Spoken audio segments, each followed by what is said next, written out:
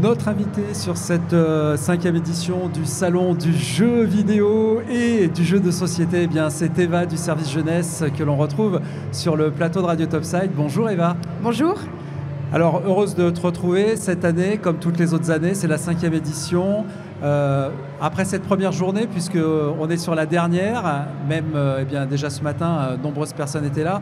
Qu'est-ce qu'on retrouve de plus cette année que les autres années en termes de jeux, en termes d'animation? Alors bonjour à tous, donc c'est la 5e édition effectivement, beaucoup de jeux en extérieur avec le biathlon qu'on peut retrouver avec notre animateur que les enfants vont reconnaître, qui est Hervé, qui est au niveau du casino en bas du Jardin Biovès. C'est la nouveauté de l'extérieur, ça attire beaucoup de monde et les enfants adorent faire les courses d'orientation, les biathlons et tout ce genre de technologie qui vraiment a un gros succès sur les écoles. Voilà. Après, à l'intérieur, tout ce qui est jeux de société, de grosses nouveautés donc au 2e étage, avec les intervenants qui, comme chaque année, répondent présents et animent leur stand et surtout font découvrir eux-mêmes les jeux qu'ils apportent, les nouveautés et font aussi partager leur passion.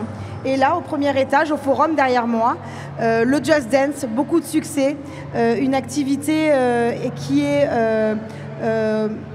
réclamée pour chaque événement, été, hiver, à l'intérieur, à l'extérieur, et les animateurs qui adorent participer et danser avec les familles. Voilà. La danse, des animations, il y en a encore toute cette journée, jusqu'à ce soir 17h, avec à partir de 16h une remise des prix. C'est ça, oui, à 16h. Donc tous les tournois qui ont été joués pendant les 2 jours vont être récompensés, les meilleurs, vont être récompensés à 16h avec la présence de Monsieur le maire. Et voilà, donc des petites figurines, des petits lots sympas pour leur participation et pour les remercier d'être venus participer à ce gros week-end. Alors, un gros week-end et puis de nombreuses animations et grosses animations sur lesquelles est présent le service jeunesse. On peut déjà annoncer les prochains événements qui sont en préparation et que l'on va retrouver comme toutes les années? Absolument. Donc, pendant les vacances de la Toussaint, des vacances d'octobre, il y aura comme d'habitude des ateliers dans les jardins Biovès et des petites surprises aussi pour les plus grands. Ensuite, s'en suivra comme chaque année tout le programme dédié à la jeunesse. Un petit peu d'orientation quand même, il faut penser à l'école, mais beaucoup d'animations aussi, de loisirs, des choses ludiques pour tous les âges. Tous les âges, avec eh bien, pour aujourd'hui le plaisir d'avoir eu encore avec nous sur ce plateau et sur cette journée eh bien, Eva, Super Mario. C'est ça, oui. Chaque année, j'essaye, c'est mon travail, je suis animatrice et j'essaye de vivre au mieux mes missions. Et donc l'année dernière, j'étais Luigi et cette année, c'était Mario.